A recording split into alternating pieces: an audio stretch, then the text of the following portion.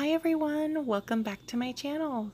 Thank you guys so much for watching my videos. I appreciate you guys. Today we are going to be doing a resin pour on 11 by 14 glass I took out of a picture frame.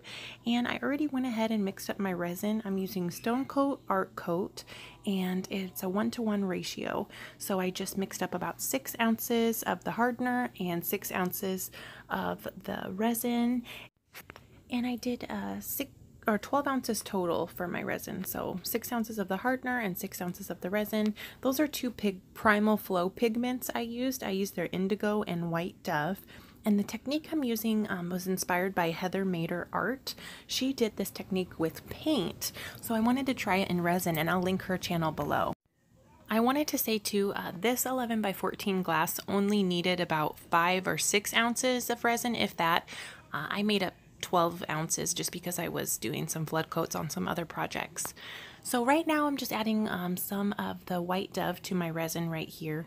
And the rule of thumb is you want to do 1/10 of your pigment or your epoxy paste ratio to your resin. So usually I just do a little scoop on the end of my popsicle stick.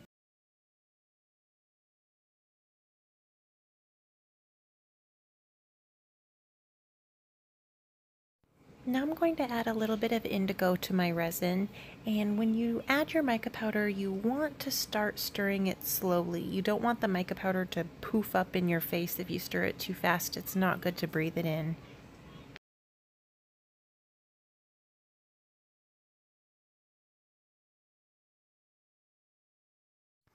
Like I said, you want to start out slow when you're stirring in your mica powders, but I'm going to fast forward this so you don't have to sit through my boring stirring. And when you're stirring in mica powder, you want to take your popsicle stick or whatever you're using to stir up your resin and kind of press it along the side of your cup just to break up any little hard balls of mica powder that might be in there. If you don't mix up your mica powders well, you'll get little chunks of mica powder in your resin painting, and that can create lines in your finished piece. Sometimes it looks good, sometimes it doesn't look good, so it's really good just to make sure that it's stirred up nice and well. So just take your popsicle stick and rub it along the inside of your cup. So I'm just going in now with my glass and I'm making sure that it's level with my level. I didn't like the cups that were on there before, so I changed them out because my glass wasn't looking too level. Now I'm going to put a little coat of clear on this glass just so when I add my resin it has something to flow nice and easily on top of. I also used Color Obsession Black Currant. I hope I'm saying that right.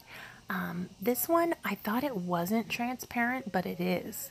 It doesn't look transparent, it looks opaque, but once you get it in your resin, it's transparent, and it's a beautiful, beautiful purple color, deep purple.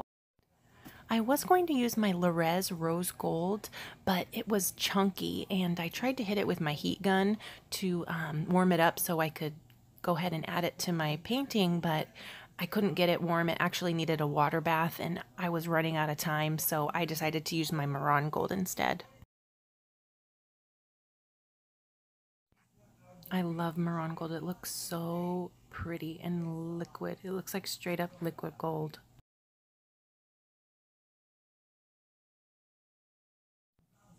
And this one is the Black Currant. I'm gonna stir that one up too.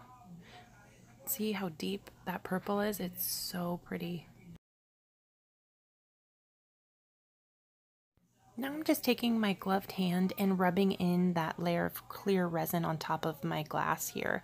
And I'm just making sure that every little spot has a nice little coat of resin. You can feel it when you're rubbing your hand across the glass if there's any dry spots. So if you have a dry spot, just add a little bit more clear resin if you have some. If not, just be sure to add a little bit more of your colored or resins that you're working with to any dry spots that you can feel when you're rubbing in the clear. I also use Stone Coat Countertop's black base tint, and this is what I'm putting down on top of my clear. I don't think I added enough of my base tint because it's looking kind of transparent, but it actually turned out to work in my favor. I'm always afraid of adding too much black base tint or any base tint to my resin because your cells won't stay if you add too much, so It's always better to just add not enough, and you can always add more later if you need to, but I just kept it this way, and I'm just making sure I smooth that in over the top of the clear resin that I laid down. So now I'm taking my black currant and I'm just making little circles along my glass.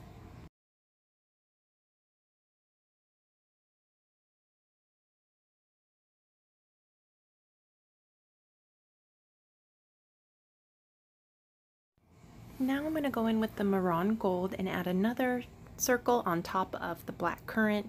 And I'm not going to add a circle as quite as big as the black currant. I'm going to slowly make my circles smaller as I add color.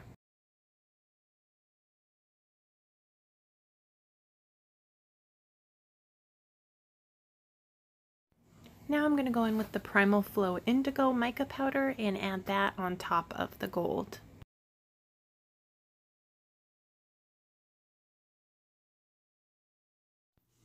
Now I'm going to go in with my Primal Flow White Dove mica powder and add just a tiny dot on top of the blue there. And you can see I spilled a little bit on the side, but it's okay, it doesn't matter.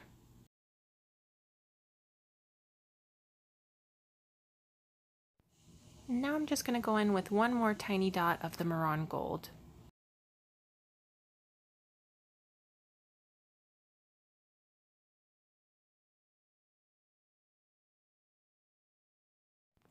Now I'm going to take my black currant and go around all of my little circles that I made and fill in any of the negative space area.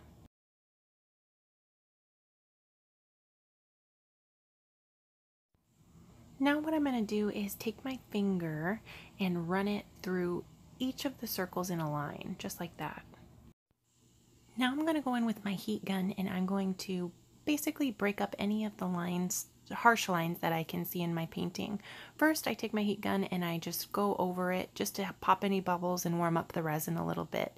And once I have my resin a little bit more warm, you can take your heat gun and just push the resin and move it around like that. So I just did that all along on each of the little circles that I made just to break up the harsh lines.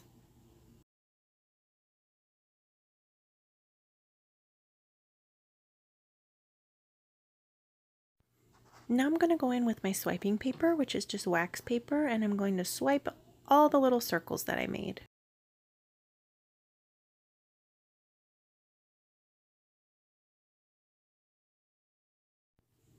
I like to use a new piece of wax paper for each swipe that I do, and I like wax paper too because you can see you can just rip it to whatever size you want at the time. If you go in to swipe and you're like, wait, I want something smaller, you can just rip it right then and there and make a smaller piece of swiping paper.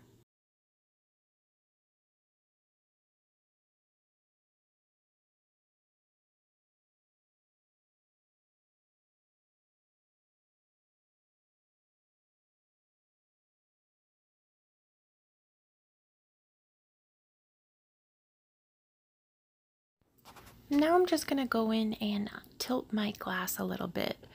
I'm just moving it kind of to the right and then down, and then I'm going to move it back up to the middle.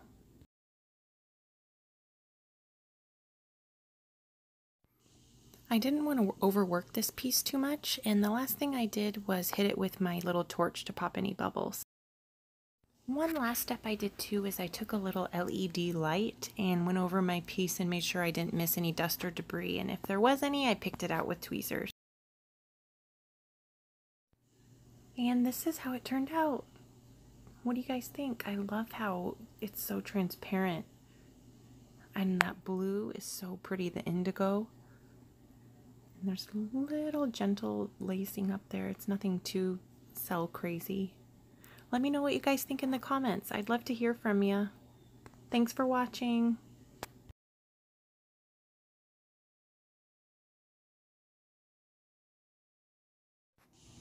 If you guys like my video, please give it a share and don't forget to hit that notification bell so you don't miss any of my new videos. I'm going to try to post at least 3 times a week going forward now. Thanks again, guys.